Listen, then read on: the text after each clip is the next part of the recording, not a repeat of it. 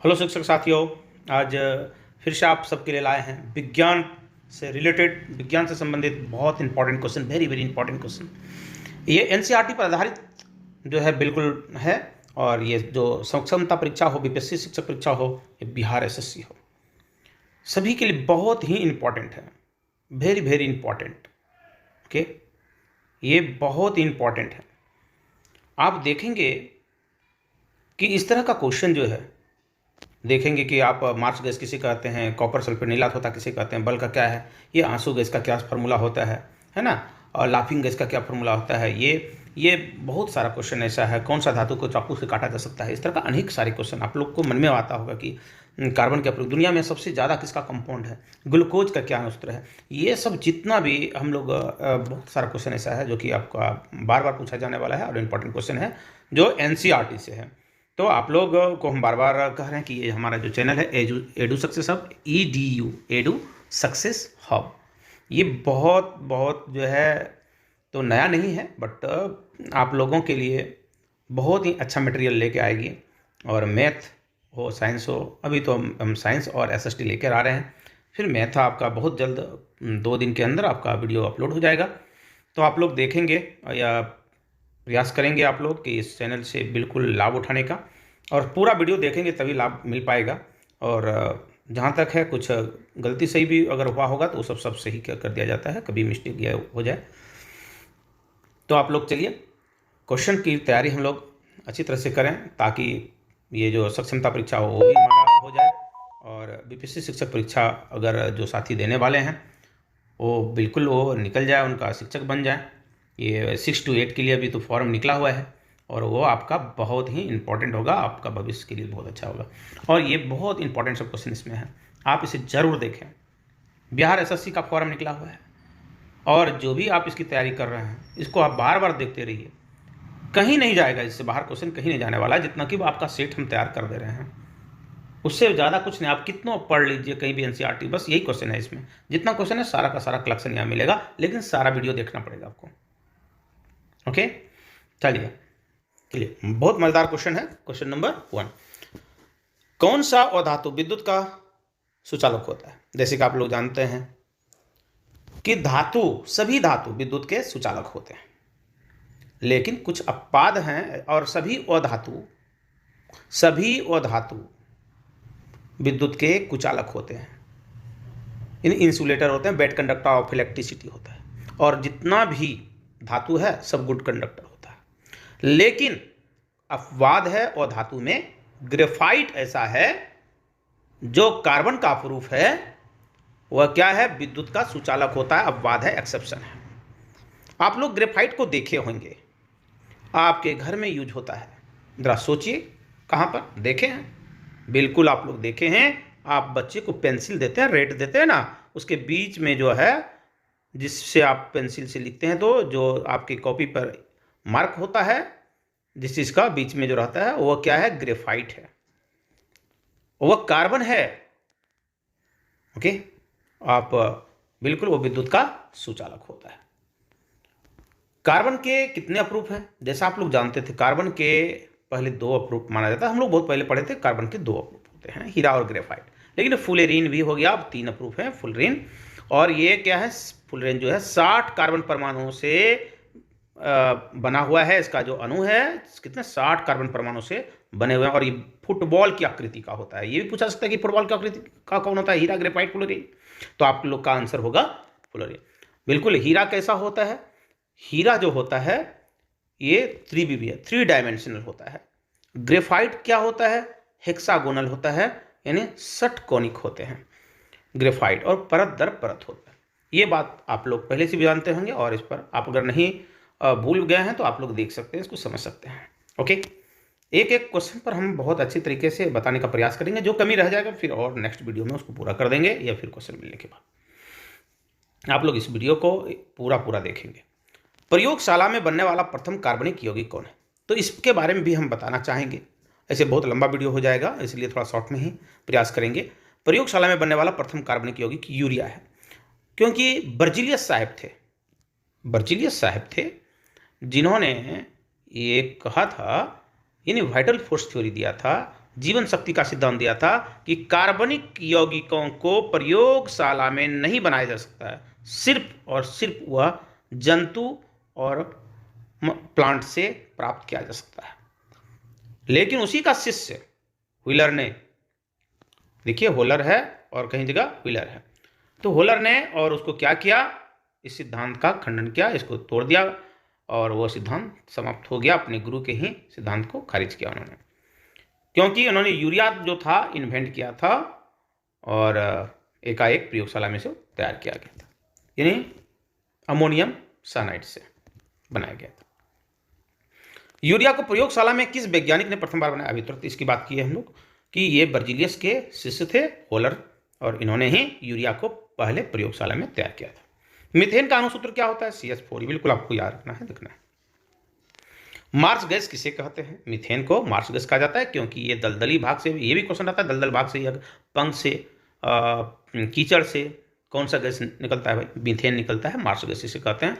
कोयला खदानों में जो कभी कभी आग लग जाता है, सुनते होंगे कि अभी भी झरिया में जो कोयला खदान झरिया का है वहाँ पर आग लगी हुई है, तो वहाँ किस गैस के कारण, या हेम्फ्री डेवी का जो सुरक्षा लैंप होता था वहाँ यूज किया जाता था, क्यों किया जाता था? यही मीथेन गैस निकलता था वो अंदर में, इसीलिए इसको मार्स गैस भी कहा जाता है। ये काफ़ी ज्वलनशील होता है। चलिए तो हम लोग और नेक्स्ट क्वेश्चन की ओर चलें, और आपका LPG के बारे में भी हम बताएंगे, इसी में है। LPG में कौन सा होता है, लिक्विफाइड पेट्रोलियम गैस में कौन सा पाया जाता है, क्या पाया जाता है? तो अब नीला तोता का रासायनिक सूत्र, नीला तोता ये पूछा जाता है, तूतिया जिसको बोलते हैं, तूतिया का भी रासायनिक सूत्र क्या है, अणुसूत्र क्या है? तो कॉपर सल्फेट है, कॉपर सल्फेट, CuSO4। सफ़ेद कशिश किसे कहा जाता है? यानी सफ़ेद थोथा भी लिखा रहता है, यानी यहाँ पर इसको हम लोग बोलते हैं ब्लू विट्रॉल और वाइट विट्रॉल, यानी जिंक सल्फेट। ओके ना, जिंक सल्फेट, ZnSO4। ये जो होता है ZnSO4, ये सफ़ेद कशिश यानी रासायनिक सूत्र सफ़ेद कशिश का है। और हरा कशिश किसे कहा जाता है? ये बराबर पूछते रहता है, इसलिए इसको हम इसमें लगा दिए और देखें कि क्वेश्चन तो है ये बच्चे सबके क्वेश्चन में 6 में 7 में है, 6 में तो नहीं 7 का है, ये 7 में है। तो इस तरह का यूज किया हुआ है और बहुत सारा क्वेश्चन अभी 7 से निकलेगा, 8 से। तो हरा कशिश का रासायनिक सूत्र क्या है? हरा कशिश किसको कहा जाता है? यानी फेरस सल्फेट को, FeSO4 और FeSO4 फेरस सल्फेट है। तो ये जो हरा कशिश क्या है, अगर इसमें इसलिए बोला जाता है कि इसका जो होता है रंग कैसा होता है, हरा होता है, ये भी पूछा जा सकता है भाई। LPG में कौन सा, देखिए आ गया, LPG में कौन सा गैस होता है? LPG में आपका ब्यूटेन होता है, मुख्य रूप से ब्यूटेन होता है, लेकिन ये आइसोब्यूटेन और नॉर्मल ब्यूटेन, यानी इसका 2 आइसोमर्स होते हैं, दोनों आइसोमर्स इसमें लगे हुए होते हैं, आइसोब्यूटेन और नॉर्मल ब्यूटेन। ठीक है, ये तो आप लोग को आगे बहुत लंबा कोर्स है, इसलिए आपको ये जानना चाहिए कि आइसोब्यूटेन और नॉर्मल ब्यूटेन दोनों रहते हैं इसमें। और ब्यूटेन इसलिए कहा गया कि ब्यूटेन मुख्य चीज़ है LPG का। तो LPG का पूरा नाम क्या होता है, आप लोग जानते हैं LPG का पूरा नाम क्या है, बताइए? LPG का पूरा नाम जो LPG, आप लोग घर में देखते हैं ना जी, तो आप लोग तो देखते होंगे सर, ये क्या है? इसका पूरा नाम भी पूछा जा सकता है, लिक्विफाइड पेट्रोलियम, यार इसका गैस, लिक्विफाइड पेट्रोलियम गैस है ना। आप लोग लिख सकते हैं लिक्विफाइड, L से लिक्विफाइड, P से पेट्रोलियम, G से gas, liquefied petroleum gas. Okay, अब हम लोग साधारण नमक का रासायनिक सूत्र, चलिए चलते हैं। बिल्कुल, नमक जो आप घर में यूज करते हैं ना, उस नमक का यही सूत्र होता है, देख लीजिए आप, अणुसूत्र ये जो है NaCl, सोडियम क्लोराइड इसको बोला जाता है, सोडियम क्लोराइड। क्या बोला जाता है? सोडियम क्लोराइड, जिसको आयोडीन नमक बोलते हैं हम लोग। लेकिन ये आयोडीन इसमें होता नहीं है। आपको ये भी पूछा जा सकता है कि इसमें आयोडीन युक्त बनाने के लिए, जैसे टाटा नमक हम लोग बहुत कॉस्टली खरीदते हैं, क्योंकि भाई आयोडीन युक्त, यही बोला जाता है आयोडीन युक्त है। इसमें क्या नमक में ही आयोडीन होता है क्या? बहुत कम होता है, लेकिन अलग से क्या मिलाया जाता है? पोटासियम आयोडाइड, पोटासियम आयोडाइड, इसका सूत्र होता है पोटासियम आयोडाइड। ये इसमें मिक्स करके तैयार कर देता है और फिर इसका रेट हो जाता है कितना? 30 रुपये, 20 रुपये, 25 रुपये kg, और हम लोग आयोडीन युक्त नमक बोलते हैं। तो आयोडीन के लिए हम लोग क्या मिलाते हैं? पोटासियम, कंपनी क्या मिलाती है? Potassium iodide, Ki। ठीक है ना। तो चलिए नेक्स्ट क्वेश्चन हम लोग चलते हैं 12। क्वेश्चन नंबर 12 क्या है? बल का SI मात्रक क्या है? आप लोग जानते हैं न्यूटन होता है, लेकिन अगर बल के फॉर्मूला के आधार पर व्युत्पन्न मात्रक SI व्युत्पन्न मात्रक क्या होगा, अगर ये पूछ दिया जाए तो आप क्या जवाब देंगे? तो बल बराबर देखिए क्या होता है, F बराबर होता है ma, ठीक है। यानी द्रव्यमान m से हो गया मास और a से हो गया एसिलरेशन, यानी द्रव्यमान गुना त्वरण। तो आपका इसका मात्रक अगर SI व्युत्पन्न मात्रक, यानी ये भी SI मात्रक ही होगा, और लेकिन ये व्युत्पन्न मात्रक में आपको मास का क्या होता है बताइए, kg होता है। मास का, द्रव्यमान का मात्रक kg होता है, और एसिलरेशन त्वरण का क्या होता है, मीटर प्रति सेकेंड स्क्वायर। तो देखिए kg मीटर प्रति सेकेंड स्क्वायर है, तो kg मीटर प्रति सेकेंड स्क्वायर को ही हम लोग 1 न्यूटन बोलते हैं। क्या बोलते हैं, 1 न्यूटन। ओके, दाब का SI मात्रक क्या है। नेक्स्ट क्वेश्चन लोग चलते हैं। पास्कल होता है, क्या होता है, पास्कल होता है। तो शिक्षक साथियों आप ध्यान देंगे कि ये पास्कल जो होता है कि क्या होता है, इसके फार्मूला के आधार पर व्युत्पन्न मात्रक, व्युत्पन्न SI मात्रक क्या होगा। तो इसका तो नाम दे दिया गया, सिंबल दे दिया गया पास्कल, बट दाब बराबर अगर फार्मूला हम बैठाएं तो क्या होगा, दाब बराबर होता है बल बटे क्षेत्रफल, बल बटे क्षेत्रफल। तो बल बटे क्षेत्रफल, बल का मात्रक क्या होता है, न्यूटन होता है, तो न्यूटन लगा दिए, और क्षेत्रफल का क्या होता है, मीटर स्क्वायर होता है। तो न्यूटन प्रति मीटर स्क्वायर को ही 1 पास्कल कहा गया। ओके, तो 1 पास्कल बराबर क्या होगा, न्यूटन प्रति मीटर स्क्वायर। ओके, चलिए नेक्स्ट क्वेश्चन हम लोग चलते हैं। सदिश राशि का नाम लिखें। सदिश राशि आप लोग जानते हैं 2 प्रकार की राशि होती है, सदिश राशि और अदिश राशि। तो सदिश जिसमें दिशा और परिमाण दोनों हो उसको सदिश राशि कहते हैं, और जिसमें सिर्फ परिमाण हो उसको हम लोग अदिश राशि कहते हैं। ओके, तो आप लोग जैसा जानते हैं कि कौन कौन सा, ये बहुत क्वेश्चन आते रहता है, बार बार आते रहता है, इसको हमको ध्यान से देखना चाहिए।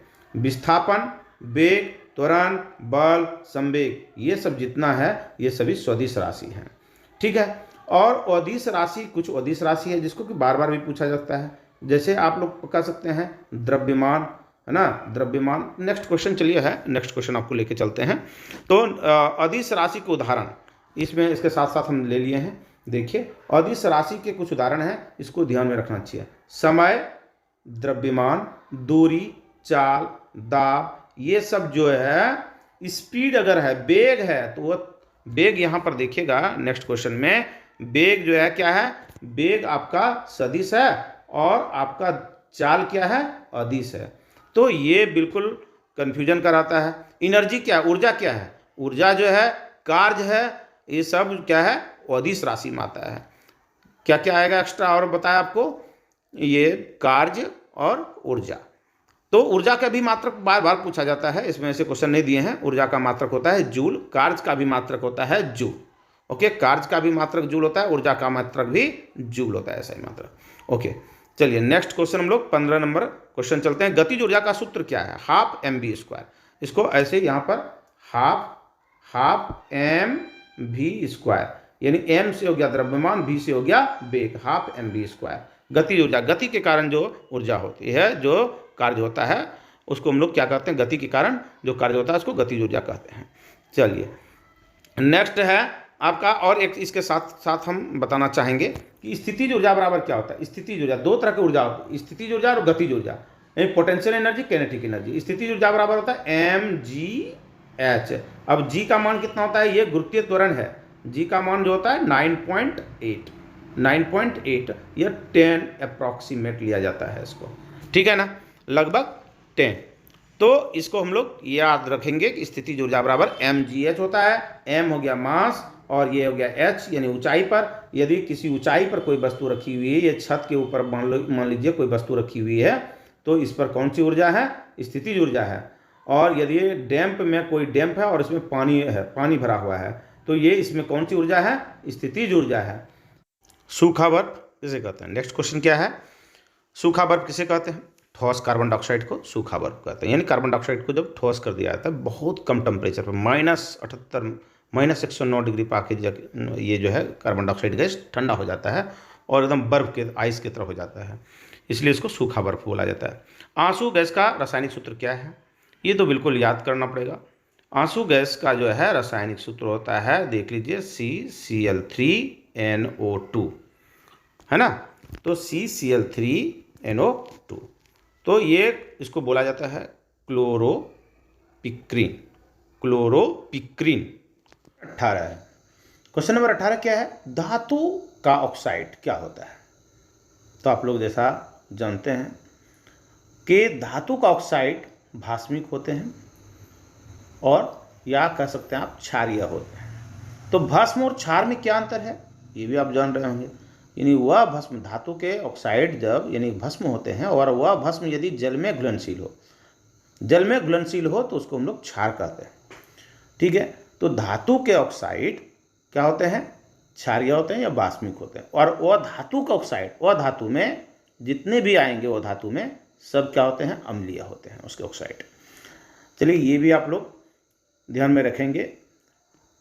तो लाफिंग गैस का रासायनिक नाम क्या है? लाफिंग गैस का रासायनिक नाम नाइट्रस ऑक्साइड है, नाइट्रस N2O। ओके, इस तरह से यहाँ पर N2O।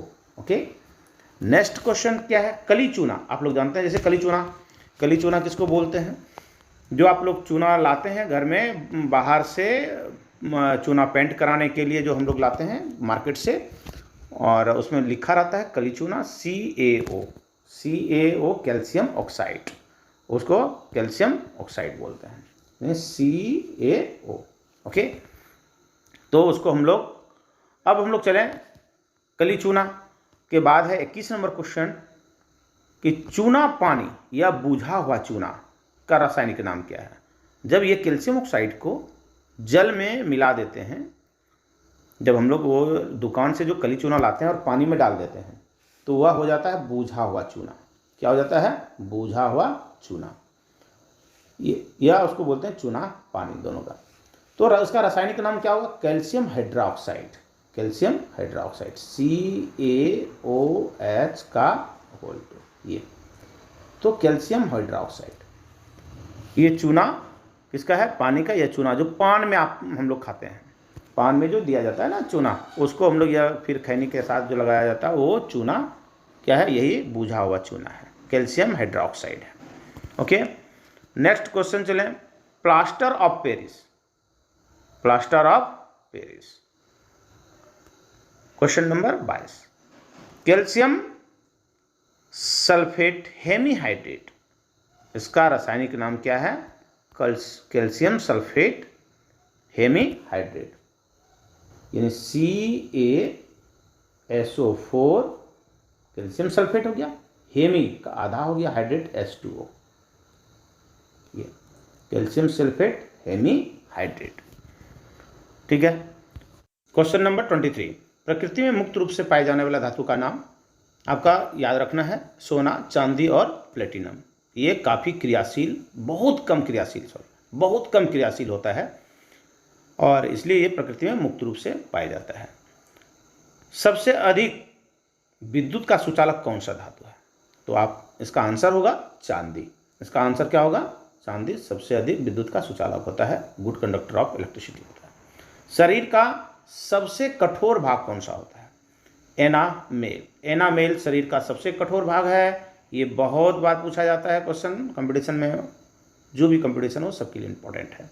हमारे शरीर का सबसे कठोर भाग जो दांत के ऊपर पाया जाता है, दांत के ऊपर परत होता है, जो सबसे बारी परत होता है, एनामेल होता है। यदि ये एनामेल आपका किसी कारण से खराब हो गया या डैमेज हो गया, इसका क्षय हो गया, तो फिर आपका दांत नहीं रहने वाला है, वो दांत आपका समाप्त हो जाएगा, जड़ जाएगा। ठीक है, तो ये बहुत इंपॉर्टेंट रहता है, लेयर रहता है हमारे दांत के ऊपर। ये हड्डी से भी ज़्यादा कठोर होता है। शरीर का सबसे बड़ा ग्रंथि कौन सा है? शरीर का सबसे बड़ा ग्रंथि लीवर है। शरीर का सबसे बड़ा ग्रंथि कौन है? लीवर है। हमारे शरीर की सबसे छोटी ग्रंथि पीनियल ग्लैंड है, पीनियल ग्रंथि है। ये भी ग्रंथि ही है। किस ग्रंथि को हमारे शरीर का मास्टर ग्रंथि कहा जाता है? तो पीयूष ग्रंथि, और या कह सकते हैं पिट्यूटरी ग्लैंड। तो ये मस्तिष्क पर होता है, कपाड़ पर होता है, जिस जगह हम लोग एकदम ठीक बीच में होता है, मस्तिष्क के बीच में, और ये मास्टर ग्लैंड कहा जाता है, सभी ग्रंथियों का मास्टर होता है। अब है घेघा रोग, 29 नंबर क्वेश्चन आप लोग देखेंगे। घेघा रोग किसकी कमी से होता है? आयोडीन की कमी से होता है। ये बिल्कुल इंपॉर्टेंट है ये सब सारा question. Question number 30, vitamin D की कमी से कौन सा रोग होता है? रिकेट्स होता है। विटामिन डी की कमी से कौन सा रोग होता है? रिकेट्स होता है। तो ये 30 क्वेश्चन आपका लेके आया था एडू सक्सेस हब, ये चैनल आप लोग अभी देख रहे थे एडू सक्सेस हब को। तो आप इस चैनल को सब्सक्राइब कर लेंगे, लाइक कर देंगे और बहुत लोगों से शेयर कर लेंगे। ताकि सबों को लाभ मिल सके। और अगर आप सब्सक्राइब कर लेते हैं तो आपको नेक्स्ट वीडियो नोटिफिकेशन में जाएगा और आप आसानी से देख पाएंगे। Thank you.